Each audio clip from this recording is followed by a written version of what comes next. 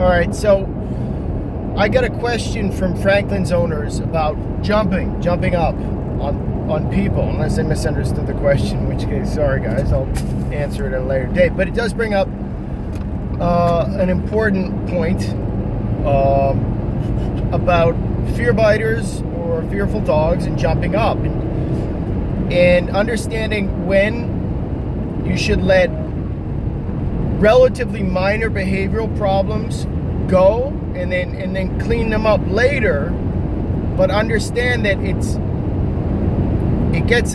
could potentially get in the way of other priorities, which is namely the dog not biting, becoming more comfortable with people, and also demonstrating to you and the person, signaling when it's okay to interact with and pet them. So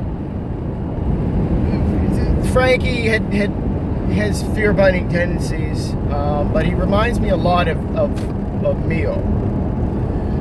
He's not quite as sick, but he's got similar kinds of issues in certain ways, and kind of a similar personality type. He's tough, but he's like sensitive at the same time. So with Mio for a long time, he had fear-biting tendencies.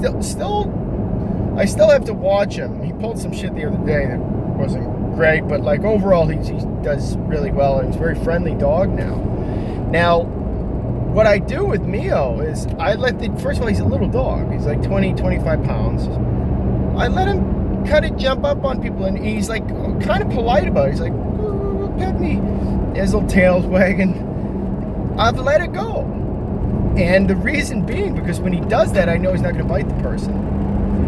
And it's also like, all right, so the dog is showing a willingness and a desire to engage in a very pro-social manner with a human being when they have had previous problems with biting, and with just general anxiety and fear. All right, that's you got a smaller dog. It's a minor behavioral issue. Clean it up later. If you have a really big dog who's knocking people over, all right, like Dewey's jumping up on people. You're gonna have to clean that up right away. But if it's a smaller dog or medium dog and they're not doing it like crazily, like knocking the person over, I let it go. And there are certain things, and this gets to a more fundamental point, which is that, especially amongst old school dog trainers, it becomes this sort of formulaic, almost dogmatic understanding of what's appropriate in terms of behavior, and they get stuck on certain things. Now, the jumping up thing is a big one because it's often a concern of pet owners, but it's a job of trainers. First of all, not to do like a la carte, okay, let's solve this problem in isolation, because behavior is broader and more complex than that. But you have to think holistically about behavior. And okay, fine, we can bonk the dog and get rid of jumping up. But now, this fear biter who was starting to get comfortable around people, now he's getting bonked every time he wants to interact. He's going to be reticent about interacting, whether or not he associates that with a person, or just meeting people is debatable. But the fact is that he was the bigger battle, the more important issue was getting this dog comfortable around people and just not biting them. He's starting to do that, and yet we're nitpicking on this smaller issue, which is relatively easy to solve. Whereas the much more complex and dangerous behavior is now, that could have been, I view that as getting in the way of treating the bigger issue. So, and I'm not talking about like if a dog is jumping up aggressively. I'm talking about the tail is wagging. You can clearly read the dog's body language, which isn't hard for me. And the way they do it, and they're not being like knocking the person over. So dogs like Franklin, Oreo is a big one too, Mio, I let it go. Now I probably should clean up Oreo. Well, no, not Oreo, but Mio could certainly at this point be cleaned up, and it's relatively easy to do.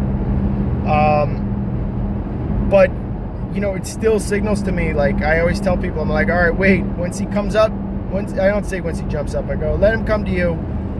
Once he's initiating the interaction, you're in the circle of trust. And what I'm frankly looking for a lot of times is when he does that cute little, because sometimes he'll just hang in the air too, you know. But if he jumps up a little bit, he's not like real, it's like bow, bow, bow, you know. And then I know it's safe. I'm like, you're 100%, because these dogs, all they need, these fear biter types, is to feel safe, you know. And it's a clear visual sign that this dog feels comfortable with this person, and that they can proceed to pet the dog. But you know, I guide the person through it. I'm like, let them guide the interaction, and once you get past that barrier, and that's the cue to me that they're over it, then you could just pet them freely and just be yourself with them, and you're gonna be fine. But they just need a couple of minutes sometimes to just see the person safe, go up and sniff them, and then once they're cool, if they're jumping up, like, and their tail's wagging, you know, their ears are back, they're panting, like, you know, basic body language of dogs indicate like happy arousal, you're good to go. Now you don't have to like be stressed about it, and you know it's safe now. That needs to be the priority with fear biters, not like this you know, he was jumping up a little bit, all this shit that like a lot of like pet trainers stress. It's like small stuff, like the dog, oh, he jumped up on the table or something. It's pretty easy to fix, man. If you don't mind correcting your dog, like little things like that are like, a lot of times I even overlook things like that because they're so quick and easy to fix. It's like, no, there's a much broader set of issues that are going on that are really way more problematic usually when I'm dealing with these dogs, and they're deeper and a little bit more complex typically than just isolated behaviors. In fact, isolated behaviors are more often than not just a symptom rather than the underlying disease. So I would say to Franklin's owners, for one, I mean, you have to use your own judgment, and what you find acceptable and unacceptable in your dog, that's the criteria that you basically have to use to decide whether or not to correct. And that, and you know, if he understands. So if he goes up, say off, he doesn't do it, no off, and you can correct behavior, but it's better to correct non-compliance. But you know, a major criterion for you know, determining whether or not to correct is, do you find the behavior acceptable or not, you know, as the owner. And if the answer is no, and you just find it to be a real problem, then yeah, fine, go ahead and correct it. This is my own personal point of view, is that with fear biters, I'm very liberal on that issue, depending upon the size of the dog and how bad they're jumping. To correct it, one of the best things you can do is, it's not really punitive. You can practice. It's hard because now the jumping thing, the complicating factor is that you have another person involved, so you need someone who is willing to help you with it. But just have them withdraw their leg. If they jump, usually they jump up, and then the dog's just going to fall. I can make a video on that, but like, the dog jumps up, if you pull your leg back, the dog's gonna just fall on his paws. The reward he's seeking is the petting, and you don't want to give it to him while he's up here, you know, up high. You want to give it to him when he's down there. So withdraw the reward, then when he's on the ground, he's calm, have them pet him. Okay, you can do it like that. And again, you can use the e-collar, and you can put a leash on him too. And if it's a dog that's really bad, that like really is knocking people over, you can do harder corrections, you know, and get rid of it. But you should try the first method I mentioned first, and you should take your time, you know, and try to teach the dog before going right into like hard corrections and stuff like that.